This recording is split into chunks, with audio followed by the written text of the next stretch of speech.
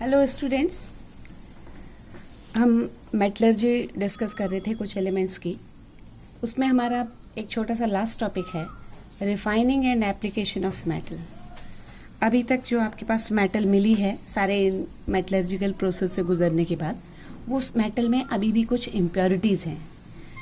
तो अब हम मेटल की यहाँ पर रिफाइनिंग करेंगे। तो व्हाट इज़ रिफाइनिंग?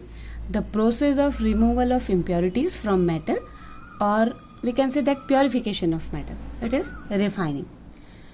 जितने भी मेथड से हमने अभी तक मेटल मिली है हमें, उसमें कुछ ना कुछ कंटेमिनेशन अभी रहता है। तो for obtaining metals of high purity several techniques are used which are based upon the difference between the properties of the metal and the impurity। Metal की क्या प्रॉपर्टी है और उसमें जो मिक्स जो जिससे वो इम्प्योरिटी से कंटेमिनेटेड है उसकी क्या प्रॉपर्टी है। तो ये डिपेंड करेगा कि कौन सी टेक्निक किस मेटल के लिए ली जाएगी। उसमें एक टेक्निक है हमारी डिस्टिलेशन।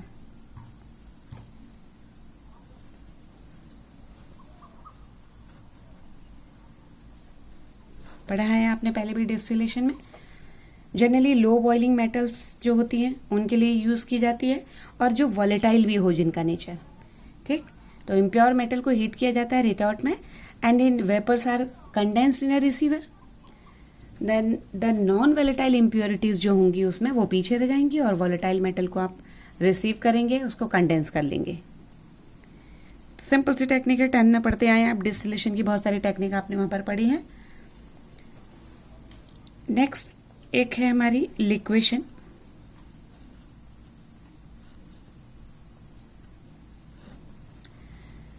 इसमें जो लिक्वेशन टेक्निक है ये डिपेंड करती है किस बात पर, कि the difference in fusibility of metal and impurities.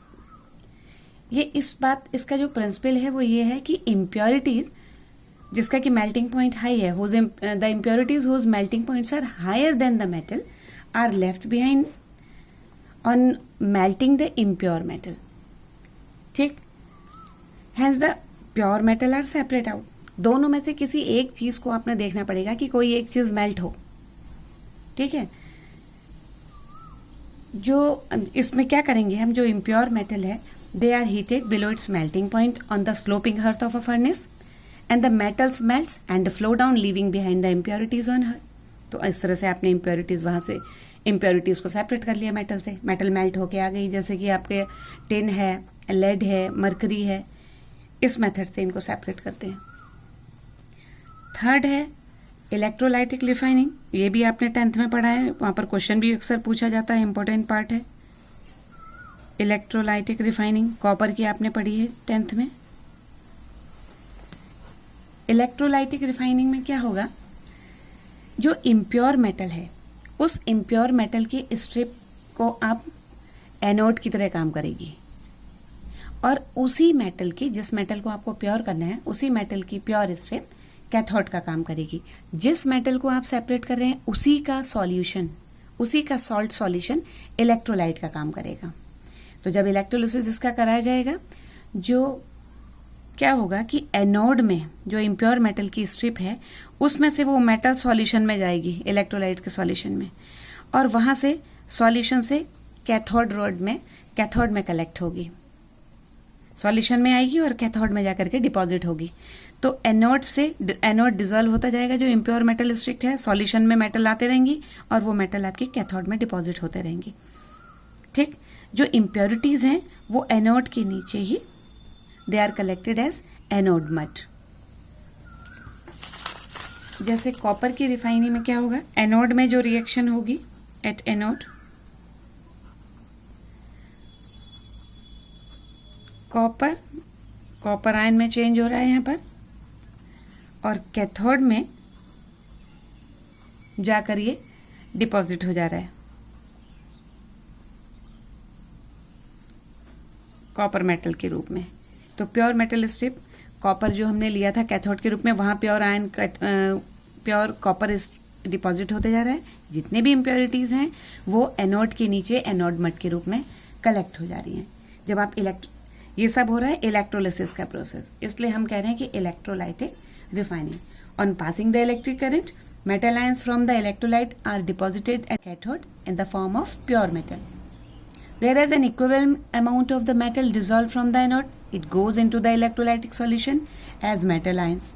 Thus the pure metal dissolved from anode and deposited at cathode. Copper की इस मेथड से किया जाता है, जिंक को भी इस मेथड से किया जाता है.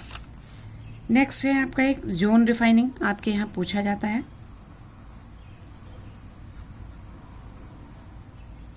जोन रिफाइनिंग आपकी बुक में दिया है एनसीईआरटी में. ये जोन रिफाइनिंग इस प्रिंसिपल पर बेस्ड है कि the impurities are more soluble in the melt than the solid state. देखिए जोन रिफाइनिंग का प्रोसेस है. एक सर्कुलर मोबाइल हीटर है, ठीक है. It is fix at one end of the rod of impure metal. अब ये मोल्टन जोन है. ये सर्कुलर मोबाइल हीटर मूव होता रहेगा. Along this molten zone also moves along with the heater, which is moved forward. As the heater moves forward, the pure metal crystallizes. The pure metal crystallizes while the impurities pass onto the molten zone and finally fall down. तो कई बार इस process को हम remove करेंगे, ये move करते रहेगा. जो इम्प्योरिटीज हैं वो मॉल्टन जोन में आते रहेंगी और जो प्योर मेटल है वो क्रिस्टलाइज होता रहेगा. इस मेथड से, ये मेथड को कई बार रिपीट किया जाएगा and this gives the metal of high purity. It is very useful for the production of semiconductor. और इसका करते हैं हम use silicon, germanium, gallium, boron, indium, इन सब में इन प्रोसेस का यूज़ किया जाता है जोन रिफाइनिंग का. नेक्स्ट है आपका वेपर फेज रिफाइनिंग. ये भी आपके यहाँ अक्सर पूछा जाता है क्वेश्चन. वेपर फेज रिफाइनिंग, इसमें क्या होगा, हम मेटल को, नाम से भी क्लियर है आपको, वेपर्स, मेटल्स को कन्वर्ट करेंगे into its volatile compound and then collected elsewhere. Non volatile जो इम्प्योरिटीज हैं वो पीछे रह जाएंगी. तो इसका मतलब है जो मेटल, दो कंडीशंस हैं इसमें. पहला तो यह है कि the metal should form volatile compound, तभी तो हम चेंज करेंगे, उसका कोई आराम से वॉलेटाइल कंपाउंड बन सके with an available reagent. And second is the volatile compound should be easily decomposable. ऐसा ना हो कि वही टफ टास्क हो गया. तो फर्स्ट मेटल इजीली अपना वॉलेटाइल कंपाउंड बनाती हो विद एन जो अवेलेबल रिएजेंट है. दूसरा है the volatile compound should be easily decomposable for the easy recovery of the metal. दो प्रोसेस जनरली दिए हैं, दोनों ही बच्चों पूछे जाते हैं, आपके नाम से भी पूछे जाते हैं और अदरवाइज शॉर्ट नोट लिखने के लिए आता है. जोन रिफाइनिंग में भी, वेपर फेज रिफाइनिंग के लिए में भी. इसका एक मॉन्स प्रोसेस है,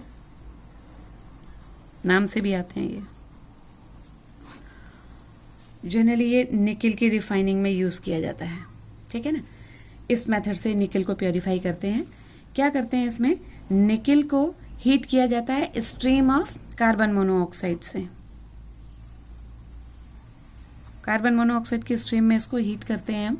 एक कंपाउंड मिलता है हमें यहाँ पर, निकल टेट्रा कार्बोनिल. ये वॉलेटाइल कंपाउंड है. हमने पहले ही कहा था, पहले हम मेटल को एक वॉलेटाइल कंपाउंड में चेंज करेंगे. तो निकल को जब कार्बन मोनोऑक्साइड की स्ट्रीम में हीट किया जाता है तो वॉलेटाइल कॉम्प्लेक्स बनता है निकल टेट्रा कार्बोनिल. इसको फिर हम डिकम्पोज करेंगे. ये 450 से लेकर 470 केल्विन तक जब इसको हीट करते हैं तो ये डिकम्पोज होता है निकल में. प्योर निकल मिले आपको और कार्बन मोनोऑक्साइड. निकल के लिए यूज़ होता है, प्योर निकल मिलता है क्योंकि इजीली वॉलेटाइल कंपाउंड कॉम्प्लेक्स बना ले रहा है और हीट करने पर इजीली डिकम्पोजेबल भी है. सेकंड है इसी में वेपर फेज रिफाइनिंग में वन आर्कल प्रोसेस.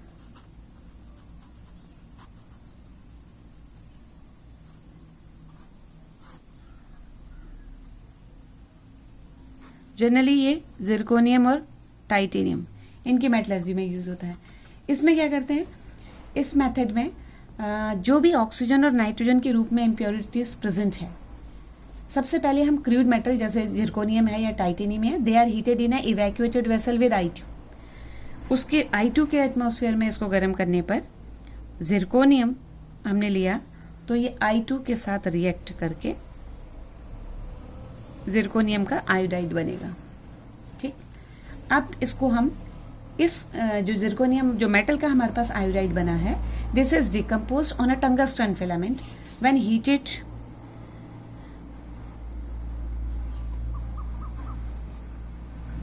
1800 केल्विन पर जब हम इसको हीट करते हैं तो जिरकोनियम मिलता है। ये टंगस्टन का फिलामेंट इसलिए लिया कि जिरकोनियम उस पर डिपॉजिट होता है। जिरकोनियम मिला और 2 लिबरेट।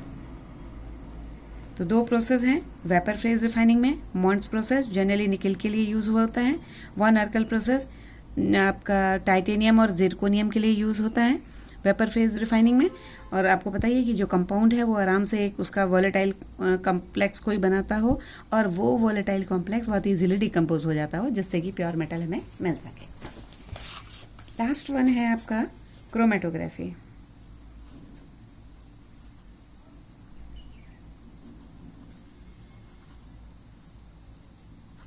जनरली ये बच्चों टेक्निक तब यूज़ होती है जब हमारे पास जो कंपाउंड है कम उसकी क्वांटिटी हो और उसकी प्रॉपर्टीज़ भी इम्प्योरिटीज़ से बहुत ज़्यादा मिलती हों। ऐसे मेटल को जब हमने सेपरेट करना हो। So this is based on the selective adsorption of different component in a mixture. एक एड्जॉर्बेंट हम लेते हैं, एड्जॉर्बेंट में वो सॉल्यूशन पास कराया जाता है। ये कौन सॉल्यूशन कितनी ऊपर तक जाएगा ये डिपेंड करता है कि कौन जो डिफरेंट कंपोनेंट्स मिक्स हैं उसमें जो हाईली सॉल्यूबल है वो बहुत ऊपर तक चढ़ेगा, अलग अलग कलर बैंड मिलेंगे, और जो कम सॉल्यूबल है वो नीचे तक ही रहेगा। आपकी बुक में डायग्राम बने हैं इसके एनसीईआरटी में, देखिए। मिक्सचर ऑफ कंपोनेंट्स डाला गया है, एड्जॉर्बेंट है जो स्टेशनरी है, ठीक, स्टेशनरी है, और ये जो अब इसमें मूव करेगा तो अलग अलग जगह पर जो स्टेशनरी सरफेस है उसमें अलग अलग जगह पर कलर्ड बैंड मिलेंगे। कौन कहाँ पर जाके कलर बैंड बनाएगा ये डिपेंड करेगा कि कितना सॉल्यूबल है उस एड्जॉर्बेंट में जो डाला गया है। ये मेथड है कॉलम क्रोमेटोग्राफी का। कॉलम क्रोमेटोग्राफी आपके एनसीईआरटी में दी गई है। क्रोमेटोग्राफी की बहुत सारी टेक्निक हैं, पेपर क्रोमेटोग्राफी है, कॉलम क्रोमेटोग्राफी है, गैस क्रोमेटोग्राफी है। तो कॉलम क्रोमेटोग्राफी आपको दिया गया है कोर्स में।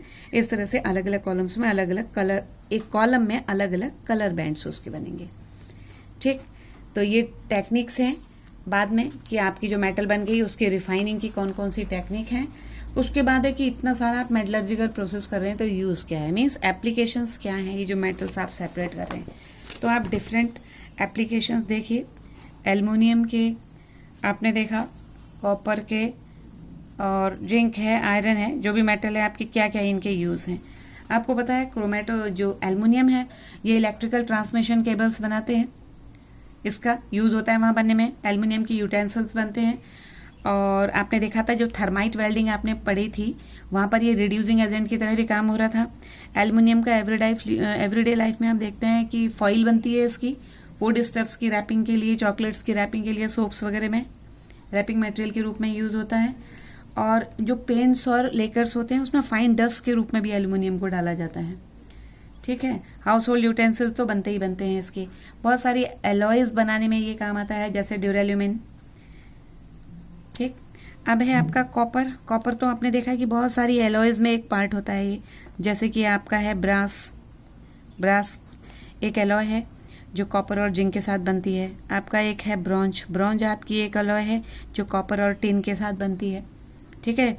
ये आपका जर्मन सिल्वर में भी प्रेजेंट होता है। कॉपर, जिंक एंड निकल वहाँ पर होता है। अच्छा, कॉइनेज मेटल में भी यूज़ होता है ये। कॉइनेज मेटल में यूज़ होगा वहाँ पर निकल के साथ, ठीक। जिंक के यूज़ हैं, सबसे पहले तो आपने पढ़ा है बार बार गैल्वेनाइजेशन ऑफ आयरन, उसको रस्टिंग से रोकने के लिए वहाँ पर यूज़ होता है ये।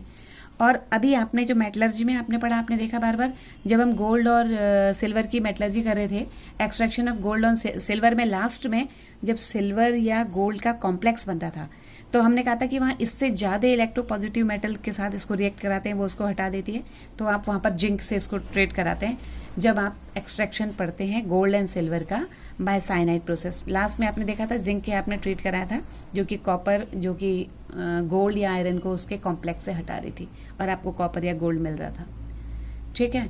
इलेक्ट्रोड्स की तरह यूज़ होता है ये। बहुत सारी एलॉयज़ में ये भी यूज़ होता है। जर्मन सिल्वर में भी मैंने बताया, जर्मन सिल्वर में कॉपर भी है, जिंक भी है और निकल भी है, ठीक। पेंट्स वगैरह में भी जिंक का यूज़ होता है, ठीक है। जिंक डस्ट को यूज़ किया जाता है रिड्यूसिंग एजेंट की तरह डाई स्टफ्स में और पेंट्स में, वहाँ पर इसका एक रिड्यूसिंग एजेंट की तरह काम करता है जिंक। आयरन है, आयरन के तो आपने देखा ही है कितने सारे जो एग्रीकल्चर इक्विपमेंट हैं वो इसके बने होते हैं। इससे हम जो रॉट आयरन और स्टील बनता है, स्टील वगैरह आपने देखा कि जो स्टेनलेस स्टील है साइकिल्स में, ऑटोमोबाइल्स में, यूटेंसिल्स इसके बनते हैं, किचन में आपने देखे होंगे। और जो निकल स्टील है ये यूज़ होता है केबल बनाने के लिए ऑटोमोबाइल्स में, और जो एरोप्लेन के पार्ट्स होते हैं उसमें यूज़ होता है इसका। जो रॉट आयरन है आपने पढ़ा था, it is wrought iron is the almost purest form of the iron. तो ये वायर्स बनाने में, बोल्ट्स बनाने में, एंकर्स बनाने में, चेन बनाने में और बहुत सारे एग्रीकल्चर इक्विपमेंट हैं वो रॉट आयरन को कमर्शियल आयरन भी कहते हैं, प्योरेस्ट फॉर्म है कमर्शियल आयरन की। तो ये तो बहुत जगह यूज़ होता है, शिप्स में यूज़ होता है, ठीक। तो आप इसका ये देखेंगे एप्लीकेशन, कभी कभी 1-2 नंबर का एक जनरल क्वेश्चन उन्होंने डालना हो तो एप्लीकेशन पार्ट भी पूछा जाता है। तो आपको कम से कम 2-2, 3-3 एप्लीकेशन इनके इंपॉर्टेंट वाले मालूम होने चाहिए। तो मेटलर्जी जो है आपका पूरा हो गया। एक क्विक रिवीजन हम देख लेते हैं इसका फिर से। सबसे पहले आपने क्या किया, फ्लो चार्ट देख लीजिए पूरे चैप्टर का। सबसे पहले आपके पास ओर था, आपने सबसे पहले मिनरल से ओर सेलेक्ट किया कि इस किस से कौन, ओर का मतलब है कि कौन सा मिनरल है जिससे इस मेटल का एक्सट्रैक्शन बेनिफिशियल होगा, कमर्शियली चीप होगा, सुटेबल होगा। तो वो मिनरल हमारा कहलाता है ओर। ओर की आपने क्रशिंग एंड ग्राइंडिंग करा, क्रशिंग एंड ग्राइंडिंग करा आपने ओर का, तो आपको क्या मिला, पाउडर्ड ओर मिला। पूरे चैप्टर का रिकैपिटुलेशन हो रहा है, ये देख लीजिए कहाँ कहाँ से क्या क्या स्टेप आए थे आपके। तो आपका पाउडर्ड ओर मिला आपको क्रशिंग एंड ग्राइंडिंग से। जब आपको पाउडर्ड ओर मिला, अब आपका काम है इसमें removal of gang. Removal of gang, gang को मैट्रिक्स भी कहते हैं, जो अनवांटेड, जो अनडिजायर्ड है उसमें मटेरियल प्रेजेंट है उसको सेपरेट करना है। उसके लिए आपने बहुत सारी टेक्निक देखी थी, उसमें आपने देखा ये टेक्निक से आप इसको रिमूव करते हैं। उसमें था आपका ग्रेविटी सेपरेशन टेक्निक, आपने उसमें देखा जिसको आप हाइड्रोलिक वॉशिंग भी कह रहे थे, मैग्नेटिक सेपरेशन आपने देखा, उसमें मैग्नेटिक सेपरेशन देखा आपने, फ्रोथ फ्लोटेशन और लीचिंग।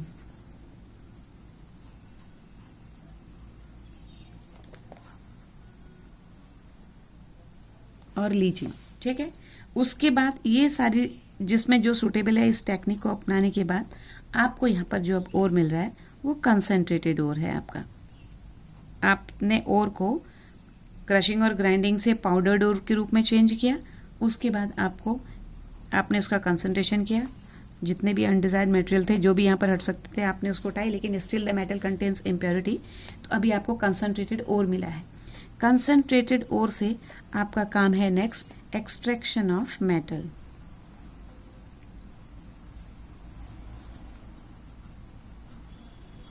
एक्सट्रैक्शन ऑफ मेटल, इसमें आपने देखा था, आपने बहुत सारे, फिर यहाँ पर भी आपने क्या किया था, कैल्सिनेशन कराया था। ठीक है, आपको मेटल को ऑक्साइड के रूप में लाना है यहाँ पर, क्योंकि मेटल ऑक्साइड का जो रिडक्शन है वो इजी होता है। तो उसमें आपने एक प्रोसेस लिया था कैल्सिनेशन। कैल्सिनेशन जनरली आपने देखा था वहाँ पर कि एब्सेंस ऑफ ऑक्सीजन में होता है या बहुत लिमिटेड सप्लाई में होता है, या जो सल्फाइड ओर थे आपने उनके केस में यहाँ पर रोस्टिंग करी थी, ये सफिशिएंट अमाउंट होता है इसमें ऑक्सीजन का, या आपका होता है ऑटो रिडक्शन, या आपका होता है रिडक्शन विद कार्बन। आपने वहाँ पर एल्यूमिनोथर्माइट रिडक्शन भी देखा था, इलेक्ट्रोलाइटिक रिडक्शन भी देखा था।